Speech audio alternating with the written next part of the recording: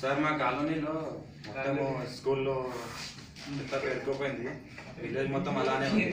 ఇంకోటి స్కూల్ ఏంటంటే పిల్లలు చదువుకోవట్లేదు, మొత్తం వాళ్ళకి ఏంటంటే ఫిజికల్లీగా సిక్ అయిపోయారు వాళ్ళు. ఇంకోటి అంటే చెత్త చెత్తర మొత్తం అలానే ఉంది, వాళ్ళ ఫుడ్ సరిగా తినట్లేదు.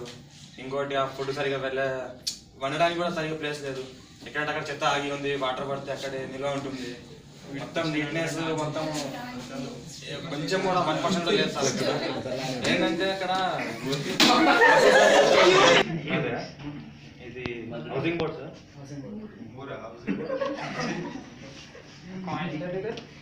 నా పేరు కలీం సార్.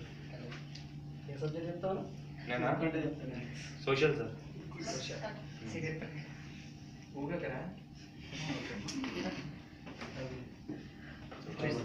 డిక్సిఎస్సి తీసుకున్నాను, పాడేతరు లేదు మొత్తం చేశారు కదా సార్. నమ్మియాల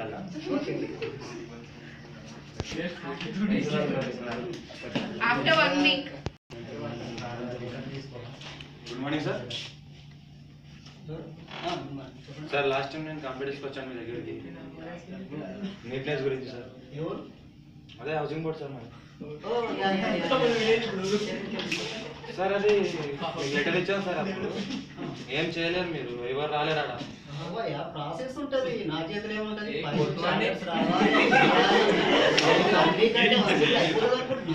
మరి ఆడ చచ్చిపోతుంది సార్, వాళ్ళు సిక్ అయిపోతుంది.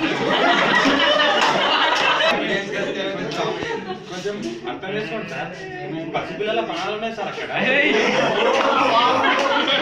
మొత్తం చెత్త నిండిపోయింది, అదే మీ ఇంట్లో ఉంటే ఎట్లా ఉంటుంది సార్ మీకు?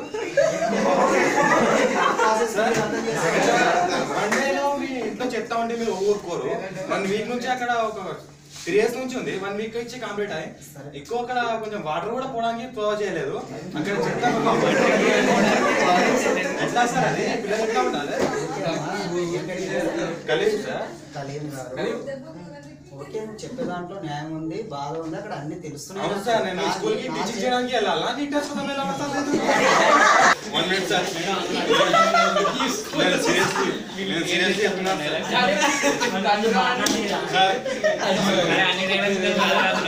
నేను సీరియస్లీ చెప్తున్నాను సార్, నేను గవర్నమెంట్ ఎంప్లాయీ, నేను సిన్సియర్ డ్యూటీ చేస్తున్నాను అక్కడ. మీరు ఇక్కడ సిన్సియర్గా చేయాలి. అక్కడ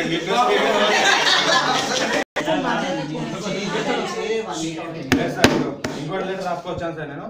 ఇంకా 2 days సేమ్ కాదు, చేంజ్ చేసి తీసుకొచ్చాను సార్. 2 days లో ఒకవేళ అక్కడ చెప్తా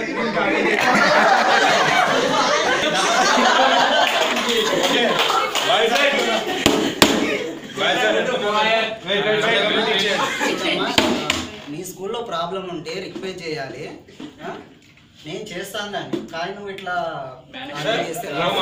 నేను రిజెక్ట్ చేస్తున్నా, వెళ్ళి ఎవరు ఎప్పుడో చెప్తాను.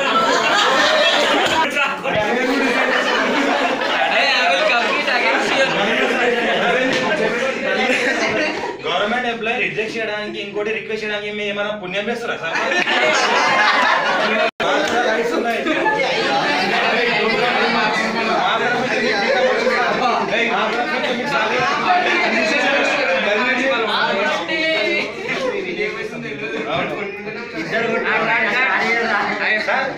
మొత్తం